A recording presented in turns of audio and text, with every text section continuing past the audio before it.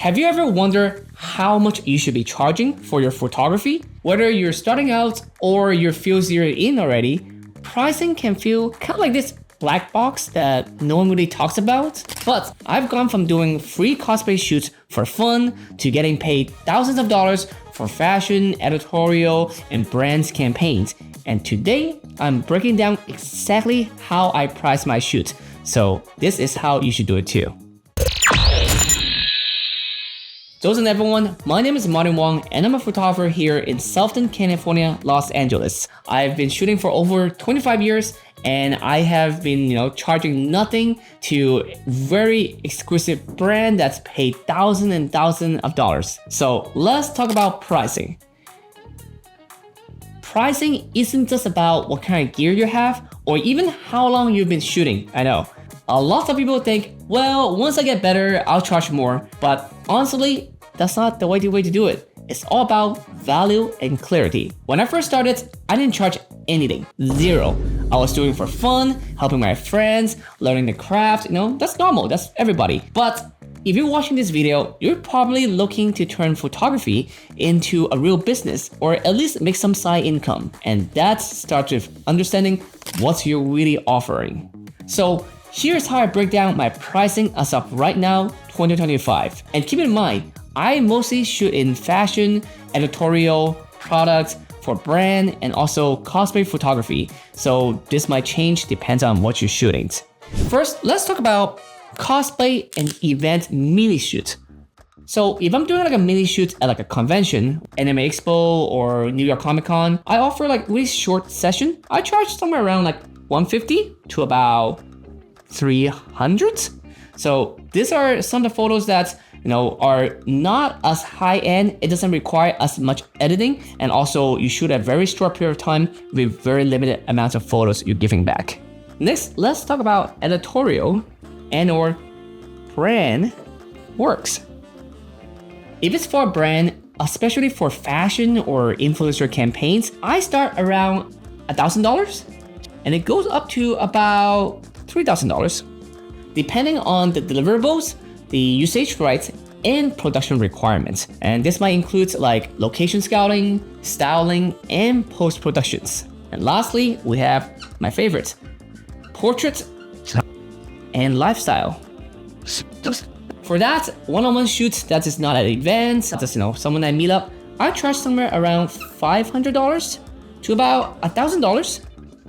So that depends on if they have multiple outfit change, how much of a time block I need to set, and also if they need any specialized editing. Of course, I also factor in travel, gear rental, and assistant, which I usually line up item out for my clients if they want to see it. And no matter what type of shoot you're doing, there are 3 core things that you need to consider in your pricing. Number 1, time investment. So that's not just a shoot time, it's about planning your travel, your editing, communication time, file delivery. For every 1 hour of shooting, you should consider maybe spending 2 to 3 hours for auto stuff, prepping, and editing. Number 2, your skill and experience. So as a photographer, you're not just clicking a button. You are bringing in years of knowledge about lighting, posing, storytelling, and editing. All that has value. And if a client hire you, they want those values being shown in the photos. They know that your photos will be amazing and it's what's worth paying for. And lastly, number 3, let's talk about usage right. Now, this is huge. Something you need to think about. Are they using those photos for personal use? Are they using for social media ads? Is it for a billboard? Is it for editorial? If a brand is going to profit off your work, you should be charging commercial rates, and that's a lot more than $50. Now, let's talk about some mistakes that I've seen throughout the years of photographers make when it comes to pricing. Number 1, undercharging. Out of fear. So you think if you charge too much, no one's gonna hire you. But low price is often gonna attract low commitment clients. The right kind of clients should respect you for your value. So you need to know what kind of clients you're choosing And when they're shopping for you, you're shopping for them as well. Number 2, you don't have a clear enough packages. So if your pricing is vague, people will either ghost you or try to haggle you down. So instead, what you should do is that you should have at least 3 different packages that they can choose from, and they can work with the budgets that they have. And lastly, let's talk about something I mentioned earlier. Usage right.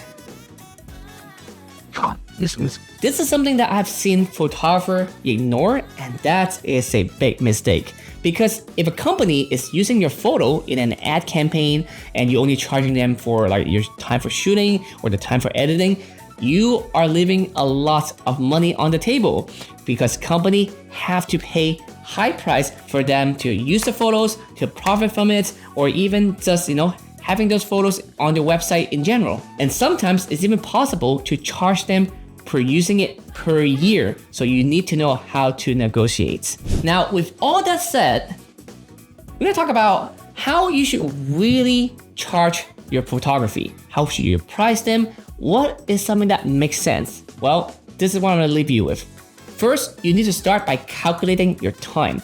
Even if you're not charging a ton yet, know what your time is worth. Next, you need to create a simple 3-tier pricing structure: an entry level, a standard, and a premium. And lastly, don't be afraid to raise your prices as your skill and demand increase. And if you're doing great work and delivering results, clients will pay. And if someone say, wow, you're too expensive, that just means one thing: they're not your clients. You don't have to start a fight. You don't have to convince them. Maybe the one thing you can tell them is, hey, I'm sorry that I'm out of your budget, but what you're getting is not what you're looking for. Feel free to contact me again. That way, you can also leave the door open, and maybe the clients will actually see the difference between your pricing and someone else. All right, that's it. If you found this video helpful, please drop me a like and let me know in the comments how much are you currently charging for your shoot, or what is holding you back from charging even more. I would love to help, and I would love to talk more in my future videos. And if you want a free download of my rate sheet template, hit the link in the description. And that's it. I'll see you in the next one.